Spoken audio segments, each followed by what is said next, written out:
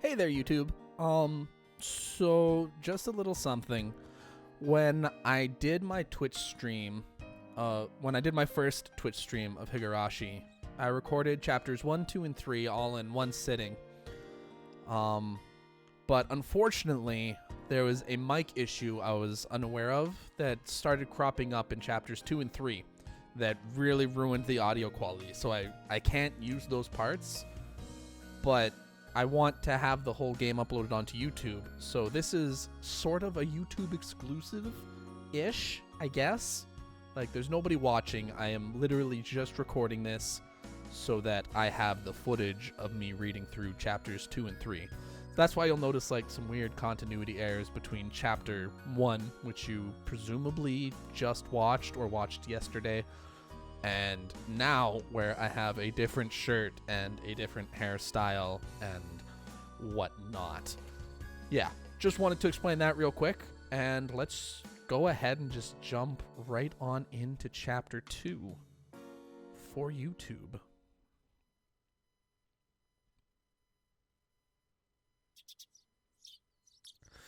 I took it a little too easy on the morning of my day off. I was totally late. Today was the day Rena and Mion were going to show me around Hinamizawa. Rena and Mion were already waiting at the meeting place. Ki-chan, you're late. Sorry, the show I was watching last night was really interesting. Blame that. Ooh, so that's your excuse for being late and keeping two girls waiting? Mi-chan, you just got here yourself. Last night's episode of A Day in the Life of was interesting, wasn't it? She was just as guilty as me. Rena was carrying around a pretty heavy-looking handbag. What is that? Mion answered my unspoken question with a wink. That's right. Rena really did make a picnic. Ki-chan, after you left, Rena pulled out all the stops. It's not like I forced her to do it. It was nothing, so don't worry about it, okay? She's been like this since last night, you know. Can you take responsibility for this? All right. I am a man after all. I'll take responsibility. Huh? Responsibility? For what? For what? As we both turned around slowly to look at Rena, our gazes drifted downwards to the massive handbag she was carrying. It didn't seem logically feasible that it would be entirely filled with lunchboxes. Except, this was Rena we were talking about here. About 2 kilos, I guess? When Rena was picking it up, I could see she was struggling a bit. I say 5. You're exaggerating. Keiichi-kun is a boy after all. I thought he could probably eat a lot, so I made a lot. Okay? Let's get going. Heave-ho! Just from the way she was lifting it up, I couldn't believe the only things in there were lunchboxes. Correction. I say 5 kilos too. I'll help out, but all of it needs to be eaten. I won't forgive you if you make Rena sad, got it? The only thing I could do at that moment was exercise a bit to make myself hungrier.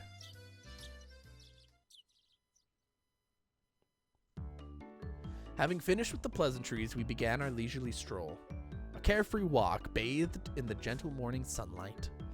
I couldn't have even imagined something so wholesome existed during my time in the city. These were the boonies after all. No slovenly desk jockeys trudging to work on the weekends out here. It really was a nice place. Peaceful and quiet. As sparsely populated as the village was, you could still run into people just by walking around. Ah, good day. Good day. Oh, you would be my Barakun, I believe? My two companions exchanged greetings with everybody we ran across. All of these passers-by even knew my name. When did I become this famous? We passed 3 people, and when all 3 of them knew me, I started to feel a bit paranoid. It's a bit sad to say, everyone knows everyone since there are so few people here in Hinamizawa. So that means when an unfamiliar face walks by, they automatically assume it's that Maibara fella who just moved here? Yeah, that's how it works out. It was a process of elimination you could only pull off in a place like this, but it was quite effective. From now on, I'd better make sure to maintain a good reputation. The day I'm discovered accidentally gawking at a dirty magazine in the bookstore, I can expect all the villagers labeling me as a lech by the next day. Hinamizawa is not to be trifled with. That's not the end of this nightmare. Of course I know them. The first person we met was old man Takezo from the Makino bike shop. His hobbies are bonsai and playing the flute. Next, we met the grocer's second son, Daisuke-kun. His hobby is sharpshooting, and he hopes to be an ace sniper in the future. And the person we just met was Mio-san, the nurse from the clinic. Her hobbies are birdwatching and photography. You know the names of everyone we passed by. And even their profiles? Seeing my surprise, Mion and Rena exchanged looks and burst into laughter. Well, yeah. We're not like the city where people hardly know their neighbors. Then let's try it out. You there. Who am I? You're Keiichi Maibara. You say some mean things, but you're actually a kind, shy person. It's been 3 weeks since you transferred here. Your hobby is taking afternoon naps. Lately, you switched over to wearing boxers. Didn't you? That's enough. That's enough. Boxers. Enough of that. Apparently, there was absolutely nothing you can keep hidden here. Hinamizawa was not a place to be trifled with.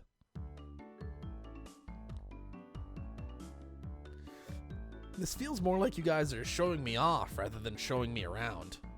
That's right. We're parading around like this after all. Don't you all think so too? That Ki-chan is fitting right in here in Hinamizawa? The population in Hinamizawa is shrinking, so the villagers welcome anybody who's new here. I thought about brushing it off with something to the effect of, "You're kidding me," but I held back. Had I ever greeted someone who just moved into the city like this before? Thinking about that made me believe what they said wasn't a joke at all. We passed another person. Of course, we were called out to again the same way. "Oh my, good day. It's wonderful seeing you getting along. This lady here is Fujishima-san. Good day. Oh my, Barakun, how wonderful for you, having a lovely girl on each arm. How are you? Getting used to life here?" Instead of regurgitating a prepared response like I would have in the city, I responded with an emphatic nod. The old woman chuckled, voicing her appreciation of how energetic I was.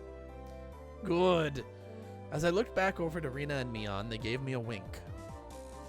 So now then, about time to have lunch maybe? Maybe? Rena's brilliant smile signaled the approach of an event that both Mion and I were trying to forget. We both looked at each other. I'm a man. I'll do what I can. But it's just too much. It's fine, Ki-chan. Leave it to this old man. Mion has never seemed as reliable as she does right now. I'd expect no less from the class representative. Rena, if we're going to eat, we might as well go somewhere with a good view. Ah, yes! Good idea. I agree. Rena nodded her head happily in response to Mion's proposal.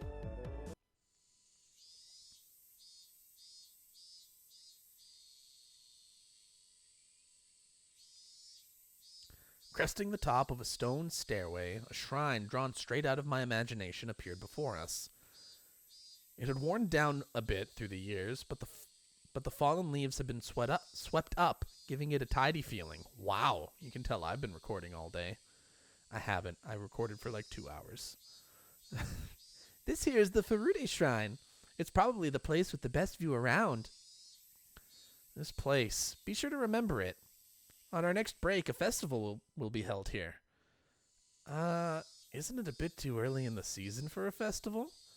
The Watanagashi isn't a summer festival. Long ago, it used to be a celebration of the end of winter. I was embarrassed for assuming that festivals had to be held in the summer. Now then, spread out the lunch boxes, and there. Various colored lunch boxes were placed one after the other on top of the plastic sheet. It sure did smell delicious. It was Rena's home cooking. It went without saying that it would be delicious. But is it even possible to finish all of this? Hey, Mion, it'll take more than just a good view to get this all down, you know? Good afternoon.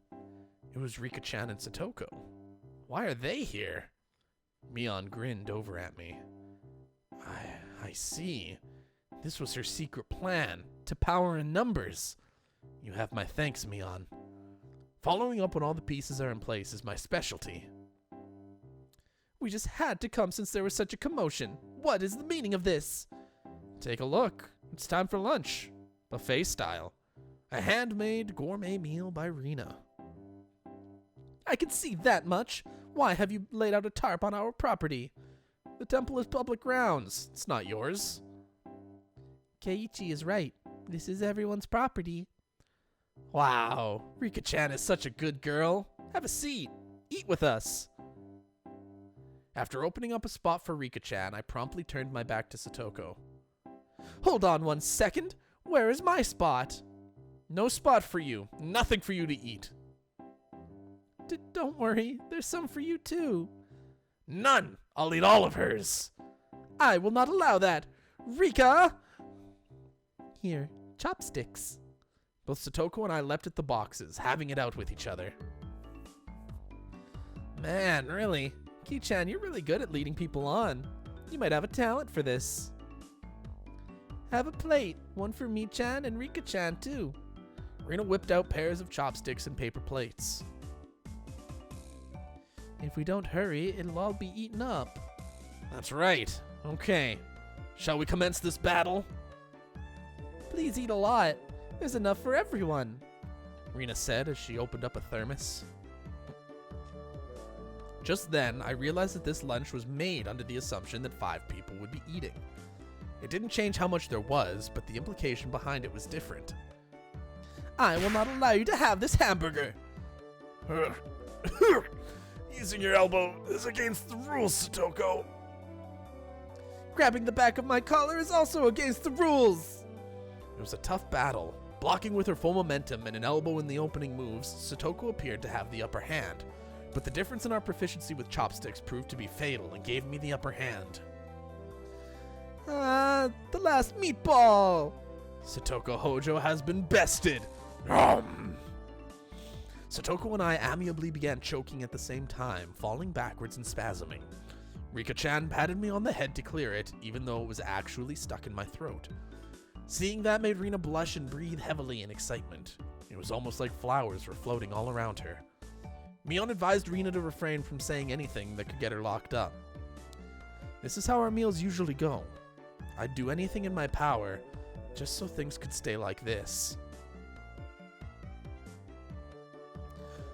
The intense battle calmed, and finally everyone reached a point where they could begin talking. Receiving tea from the thermos, I let out a small sigh. I do wonder why there are so few words in Japanese to praise how something tastes. Isn't it because the idea of togetherness during a meal didn't begin until the modern era? It seems that long ago, people ate in silence. It must have made the people preparing the food a bit sad, don't you think? It's probably because back then the people were busy while eating and didn't have time to compliment the flavor. That's just you. Pardon me.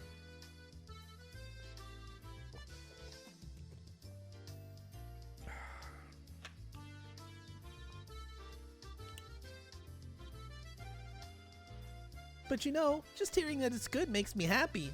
That my effort was worth it, I mean. She blushed a little as she said that. It was delicious. With absolutely perfect timing, Rika-chan stuck Rena directly with praise. She looked straight at her with an expression of bewitching innocence. After Rena uttered an unintelligible noise, a ring of smoke rose from her head with an audible poof. Ow! Rika-chan! I'm gonna take you home. No, I mean, thank you. It was really delicious. Rena flushed red with excitement, embracing Rika-chan and rubbing her cheek against her so hard you could almost hear it. To reward Rika-chan for her praise, ta-da! These are special. 2 apple rabbits. After sticking toothpicks into them, she thrust them toward Rika-chan. After Rika-chan accepted them, the mood suddenly shifted in a bizarre way. What is it, Satoko? What's with that defiant look? Has everyone prepared proper praise to receive apples from Rena-san? Don't push yourself. What kind of praise can you think up with your weak vocab? Ho ho ho, well then, allow me to show you. After Satoko flashed Mion and me a defiant look, she changed the tone of her voice suddenly. Hey, so Rena Oni-chan's lunch? Satoko thought it was yummy too. Satoko looked up at her poutily while talking cutesy. Well, how was that praise? That's not even persuasion by tears, that's persuasion by cuteness, isn't it? This is a Rena limited special skill. She blushed and her head spun, waving around in circles. Don't fall for it, Rena! Oh, how? Of course, that was asking for the impossible. Rena glomped Satoko and began rubbing her cheek against her. Cute. Satoko is so cute. Take you home. How? Swish. Stab. Push. Satoko was also presented with apple rabbits. After stuffing them into her mouth, she looked over at Mion and me again with that defiant gaze. It took only 5 seconds to take down Rena. That's unfair. To think she had such a trick. If it upsets you so much, why not reward Rena-san with some praise? Damn it. That was a dirty trick. First of all, that wasn't even praise. Satoko, you think you've won with that, don't you? How about I show you guys something much better than your superficial gimmicks? That sounds great, Mion. What kind of trick is it? Ki-chan is going to be the one who does it. Huh? Ho ho ho! Why don't I have you show me then? The writhing of an old maid. The plan of attack she suggested was wicked, but it was the only thing we had to beat Satoko. After sipping my tea, I started talking very naturally and calmly. Perfectly. It really is good, isn't it? This is all freshly made, right? No. Actually, most of it, almost all of it, was frozen stuff. Then which ones did you make fresh? Well, it's embarrassing. Do I really have to say? Must I? From the synergy of boy plus handmade lunchbox, her expression had melted into euphoria. I already know. This one, right? Uh-huh. Oh. Rena turned an even deeper shade of red. The words, "I can't believe it," practically written on her face. How can you tell? How? Oh, that I made it. Of course, Mion had told me beforehand. It's been perfect so far. After acting like I was shy, I waited a beat. Next would be the finisher. It had your smell. Silence enveloped the area. Rena, face still completely red, froze solid. With a small yelp, Satoko also blushed. Of course, I did too. I sure would like to try one of Rena's handmade apple rabbits. Or something.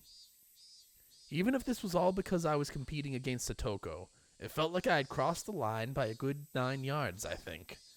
Then, at that moment, it was a Tupperware container filled with rabbits. Please eat some, Keiichi-kun. There is plenty for you. Instantly, dozens of the apples were shoved into my mouth, knocking me over. Okay, say Keiichi-kun. My head was forcibly laid upon her lap, and even more apples were shoved into my mouth. While she was squealing, one apple after another was forced into my mouth. More and more apples. How are that apples? Right. Ki-chan, that was a beautiful sacrifice. How's that, Satoko? This is our complete victory, isn't it? I can't believe it. Such trickery. It doesn't bother me at all. Satoko ground her teeth, mortified. We did it. I claimed victory as my consciousness drifted slowly away from me. At that time, Rena stopped her squealing as she suddenly realized something. Rika-chan, you're not eating it? Did the salt water make it too strong, maybe? Maybe? Looking over, Rika-chan had pulled the toothpick out of the apple rabbit, placed it into her cupped hands, and seemed to be at a loss for what to do. Poor Mr. Rabbit. I feel sorry for him. I want to save him. That was the sound of blood spurting from Rena's nose. Cute. Tonight, I will take you home. She shook sporadically, her head wobbling back and forth. Then, coming back to her senses, she took all of the apples around me, gathered them up within a whip, and fixed them back up on a plate. Now they're all just fine, Kay? Here, I'll give them to you, Rika-chan, Kay? Kay! Rika-chan raised up Satoko's hand like a referee after having that plate of rabbit shoved to her. She whispered, "This is our victory." What? A comeback?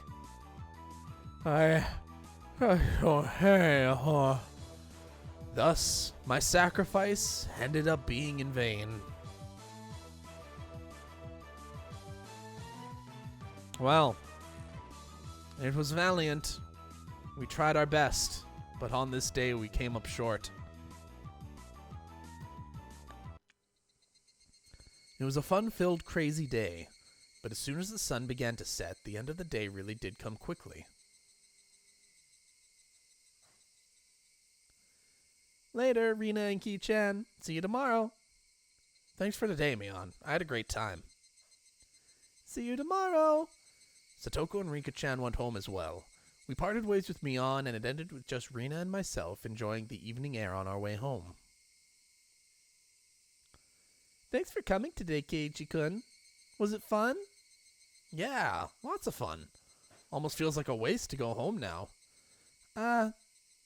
Well, would you mind taking a little detour, maybe?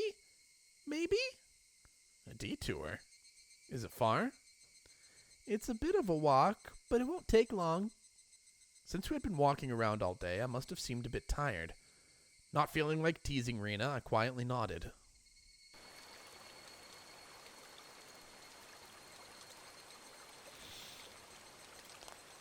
Oh.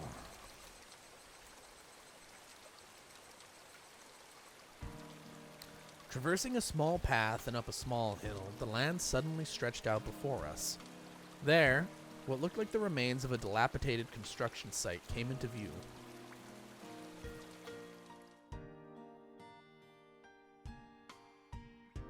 A large heap of garbage spread out off towards the swamp.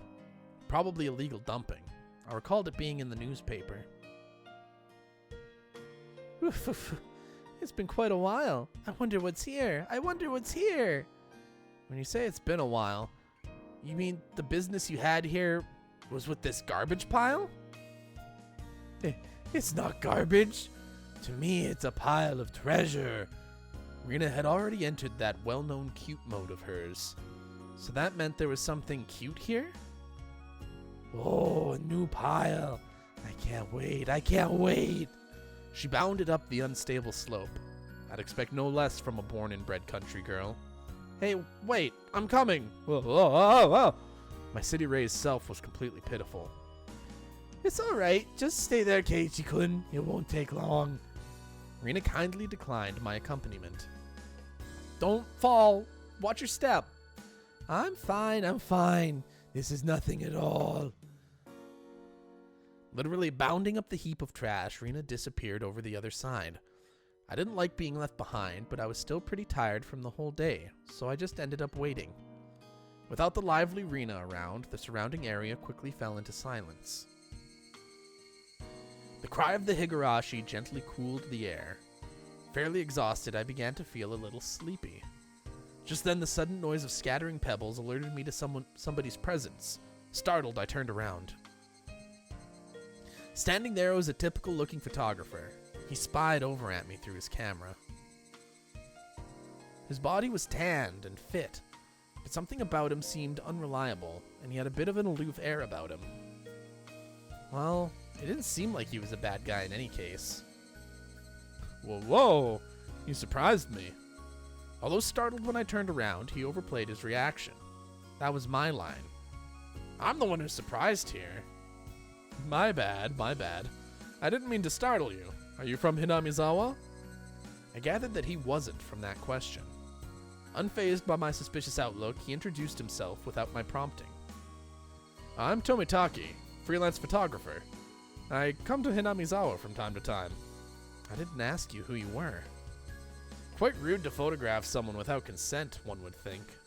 My bad. I mainly photograph wild birds. They can't refuse, you see. So what? You're saying I'm the same as the birds?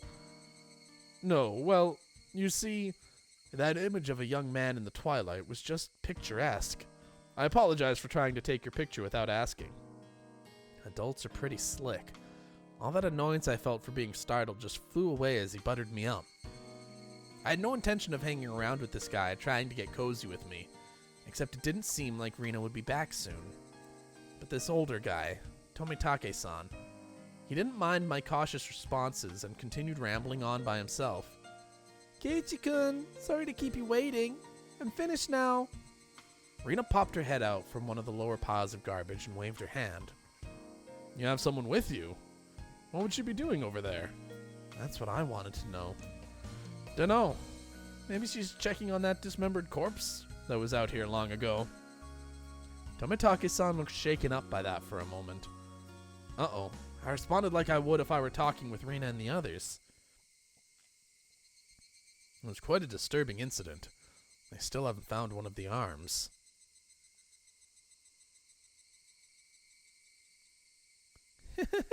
Keiichi-kun, sorry to keep you. You were waiting a while, I guess? I'd best leave you two lovebirds alone. Again, my apologies for startling you, Keiichi-kun. Tomitake-san chortled suggestively, then disappeared into the twilight.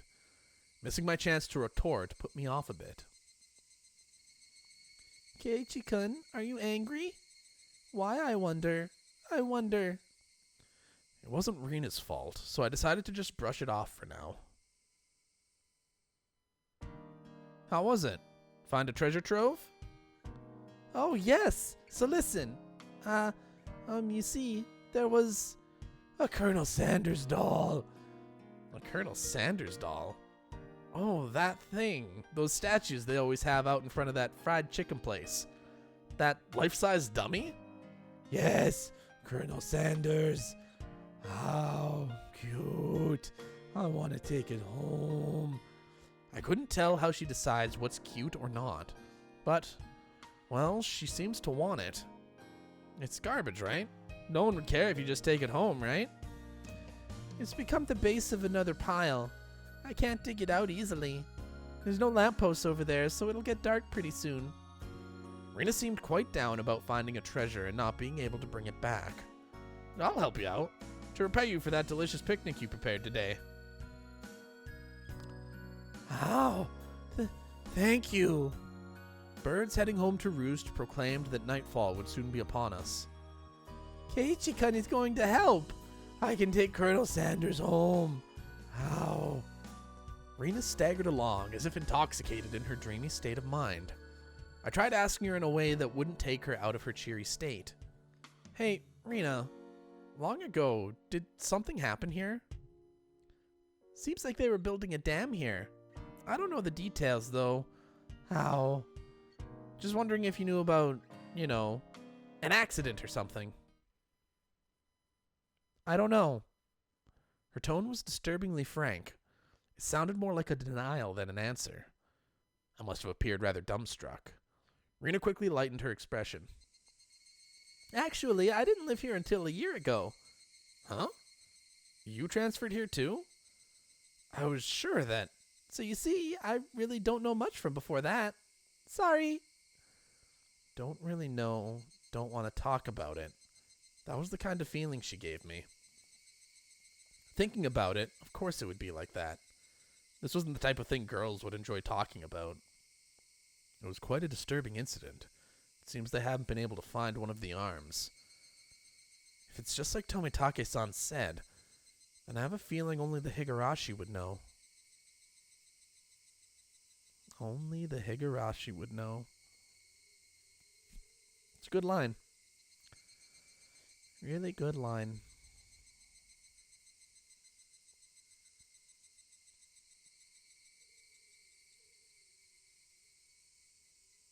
I've received new tips. Well, let's go ahead and read those real quick.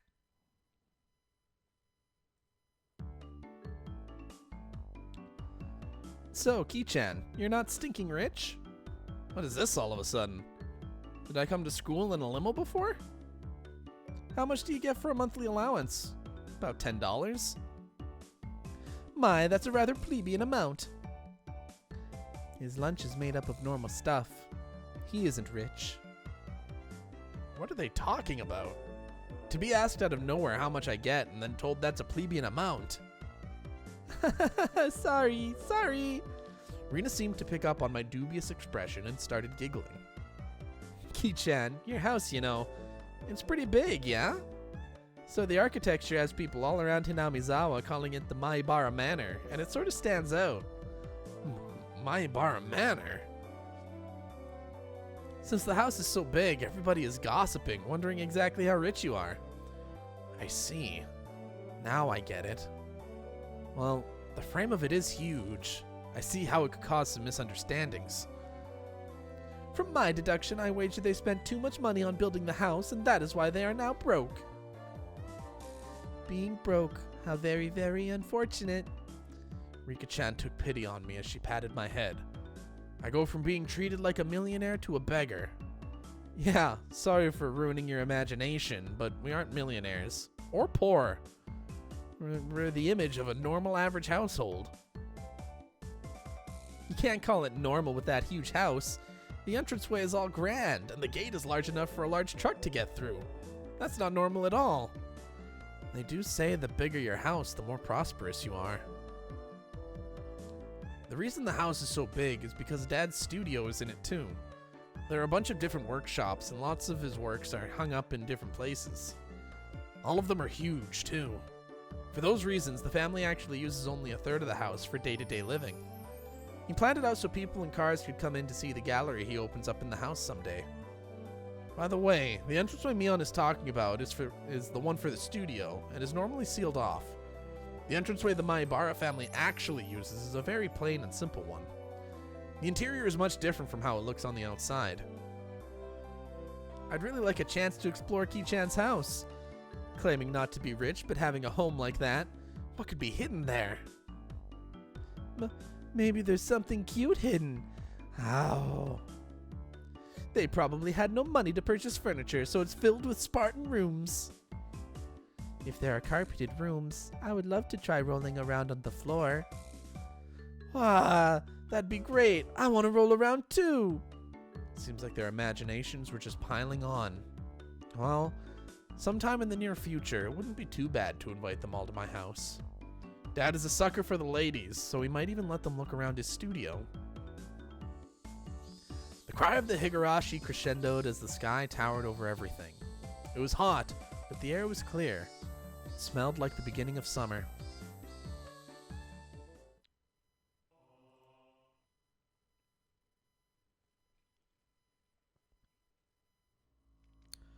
From the June XX 1979 edition.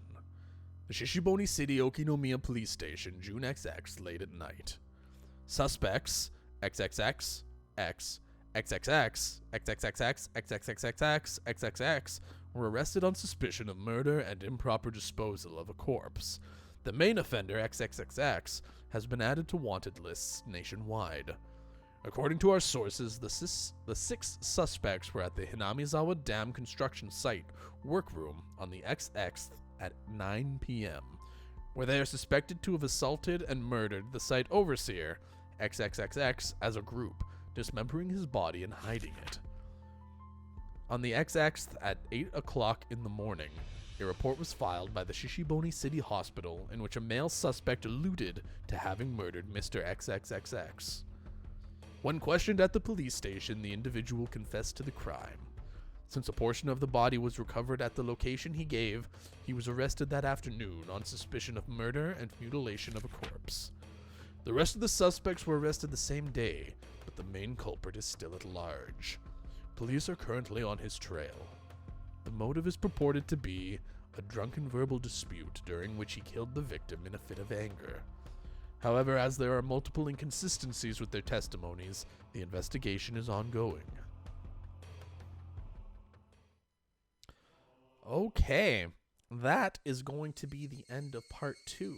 I hope you guys enjoyed this video, and if you did, please consider subscribing to the channel and leave me a like. Every single like helps, and I just like subscriptions so that you know when the next part comes out. Also, leave a comment down below.